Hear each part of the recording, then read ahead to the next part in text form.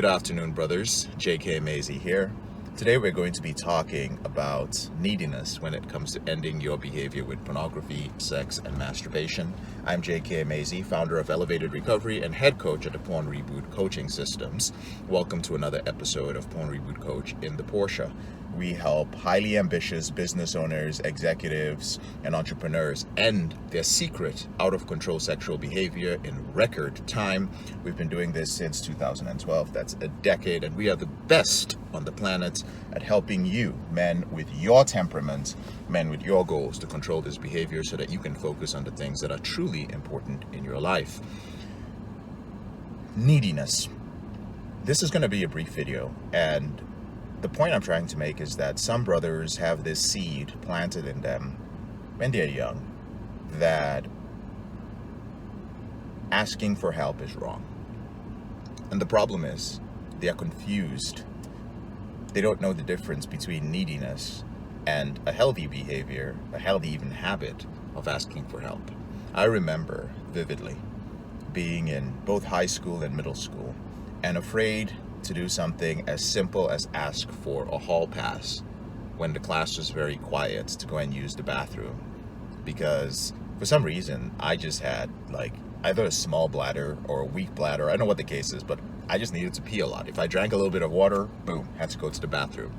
And I was always afraid at that point that people in the classroom would make fun of me for asking for the hall pass too many times, and I was ashamed of that. And so I just would hold it, and I was always afraid of that. Then I noticed that when I knew the answer to a question, when the teacher asks a question, lecturer asks a question, you know the answer, but you refrain from raising your hand. And one day I examined this, and I found out that it wasn't that I was afraid of getting the answer wrong. I knew what the answer was. I had that adrenaline rush that was just like, I know the answer to this one.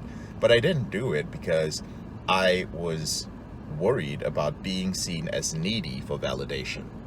I was so concerned with what other people thought of me. I was like, man, they're going to think I'm this guy who wants the lecturer or the teacher to say that I'm really smart. I'm raising my hands because I have this need to be seen as a smarty pants. So one was for not being seen as weak, like needing to go to the bathroom and not being able to hold my bladder. And the next one was not being seen as needing validation. Now, if you can relate to this, chances are there are some places in your life where you're still engaging in this behavior.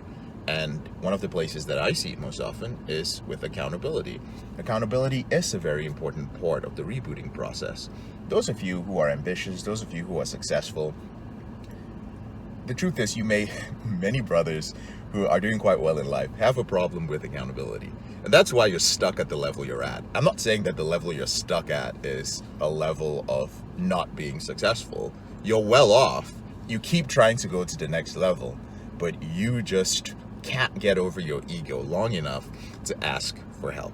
You just can't do it because you are so concerned with maintaining this image that you've created of yourself. You don't want other men to know that you are weak. And that's a big problem, because that's one of the only ways that you can grow.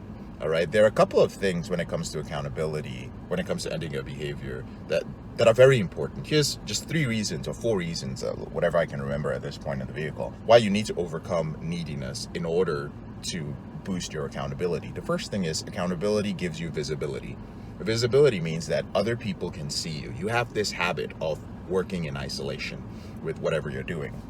Usually it's you're using willpower and you're hiding away because you slipped and your shame and your guilt. So you're just like, all right, fuck it, I'm going to figure this stuff out on my own.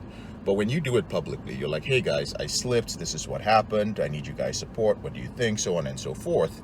Now a light is being shown on you, which means the benefit of that is no more shame, right? But the problem is you don't want to overcome that initial barrier towards it's uncomfortable to post this. It's uncomfortable to put this out there. It's uncomfortable to ask. You just don't want to do that.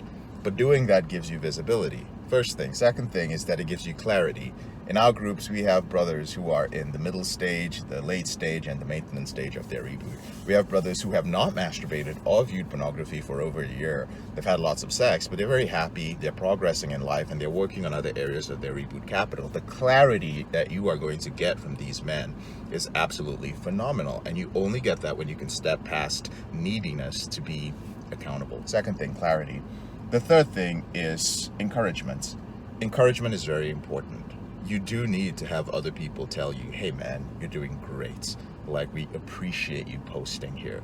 We appreciate you showing up in this Zoom call and sharing what's happening. Like, we know you can do it. Especially when you can get that from your peers. For instance, if there's a brother who runs a very successful business and he is under pressure, the pressure of keeping up with payroll, the pressure of the recession, the pressure of constantly having to level up when scaling a business, the pressure of taxes, regulations, all those things. When he experiences a relapse that's related to stress that has to do with these things, and he gets encouragement from another man who runs a successful business, or 5 or 12 other dudes who work at similar levels of stress and can relate to some of these things, like losing clients, having to fire key employees, and all these different situations that are unique to him, it is completely different from getting encouragement from a random person that is not your peer. Nothing wrong with it. Like, whatever you can get, you can get. But for instance, with the Porn Reboot Intensive, that particular group caters towards a very, very specific type of man. And the truth is, men like that are most comfortable with encouragement from brothers who are either their peers or who are more successful than them. And that's just how it works. But my point is, the encouragement from peers, whichever level of our program you're in, is very, very important. And then the final thing is focus.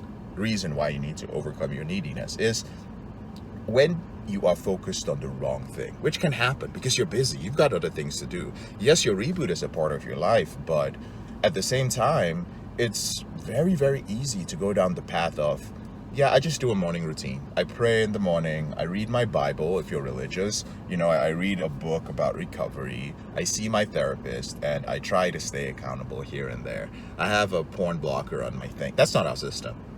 It's so easy when you get busy to start dropping the key things that on our first call together, like when I get on a call with everyone, we have a rough, what we call blueprint. It's a reboot blueprint that we set up.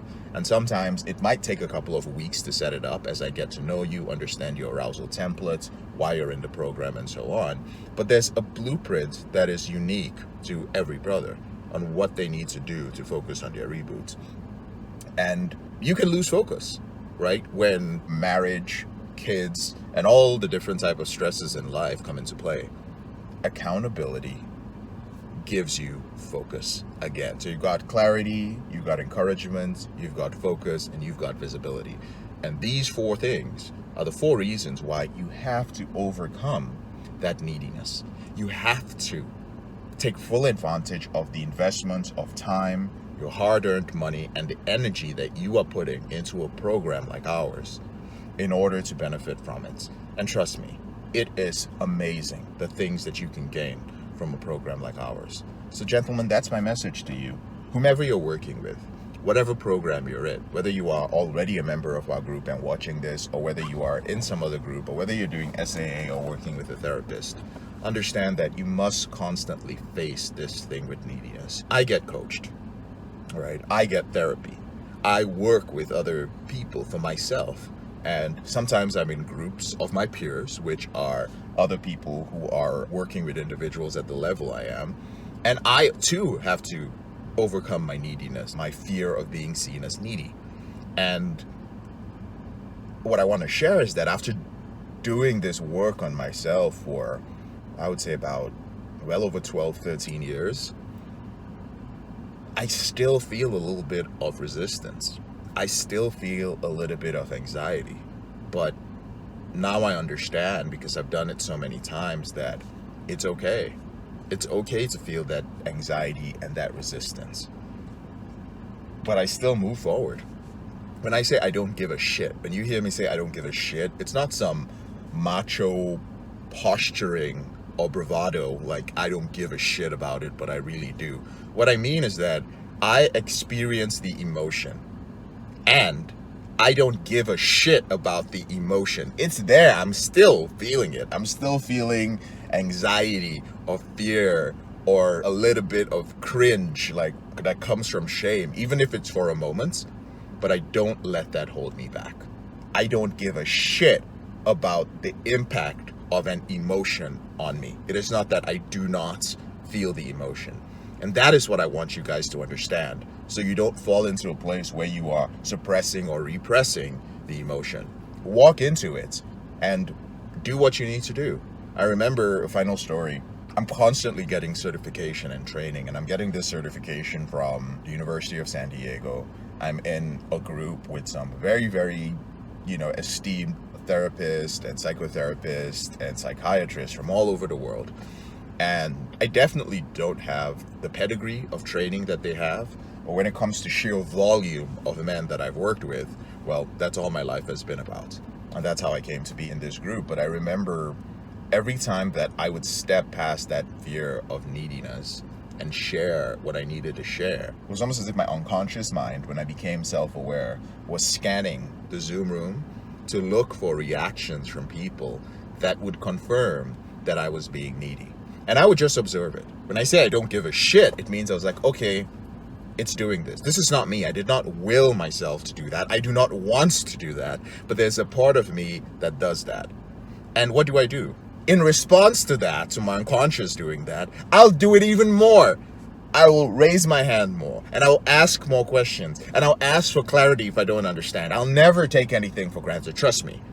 Brothers, if I pay for something, I'm going to get my money's worth. I suggest you do the same. For the men who join our program and pay that pretty penny, I'm the one coming up in your DMs and being like, hey man, you like to just throw away your money?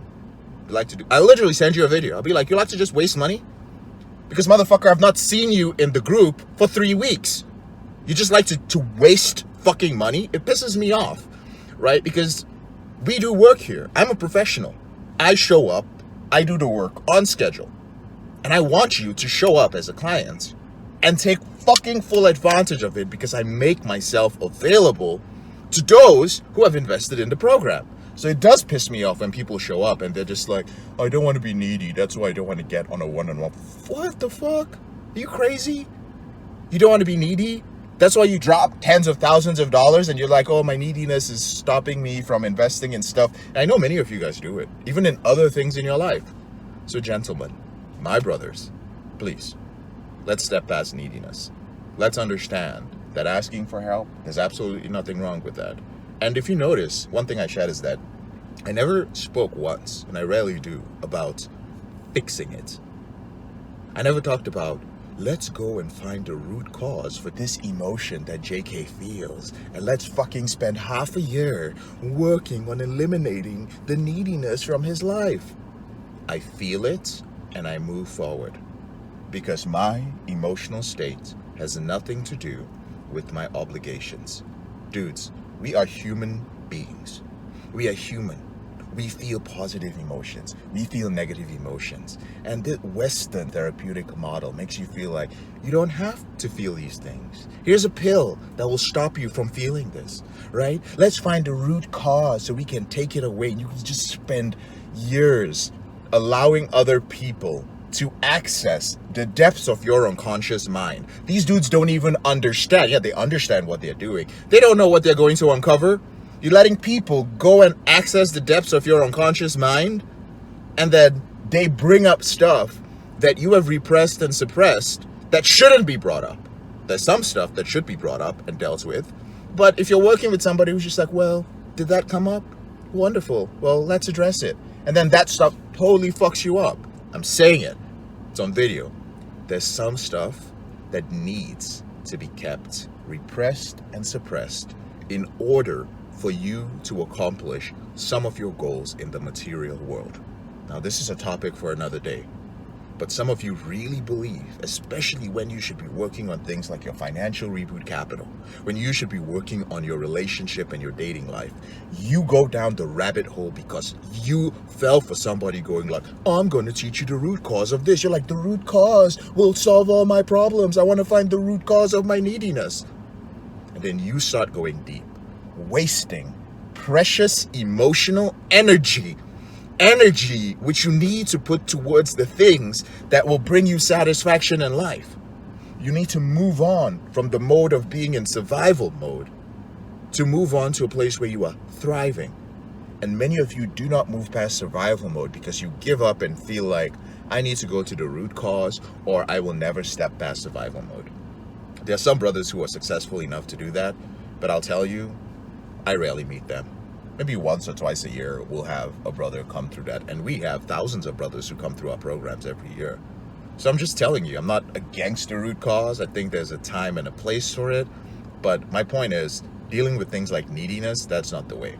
And I know there are brothers who are going to show up in the comment section, and they are so brainwashed that they'll listen to me and they'll go like, that's cool, but in my mind, I truly feel that bullshit.